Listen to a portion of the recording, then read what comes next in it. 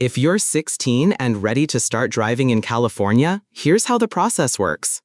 You can actually begin as early as 15 and a half, but you need to be under 18. The first step is finishing a driver education course, or at least being enrolled in one. Once you complete it, you'll get a certificate that you'll need to show the DMV. Next, fill out the California Driver's License or ID card application online. Since you're under 18, a parent or guardian has to sign it with you. When that's done, book an appointment at your local DMV. At your visit, bring documents that prove who you are and that you live in California. This could be for a standard license, a real ID, or an AB60 license, depending on your situation. At the DMV, you'll pay the application fee, take a vision test, and get your photo taken. Then you'll move on to the written knowledge test.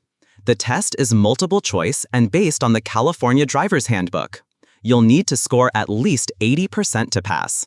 Just remember, most DMV offices stop giving the written test after 4:30, so make sure your appointment gives you enough time. Once you pass, you'll earn a learner's permit. From there, you'll complete your driving practice with an instructor and with your parents before moving on to the actual driving test. That is it. Thanks for watching.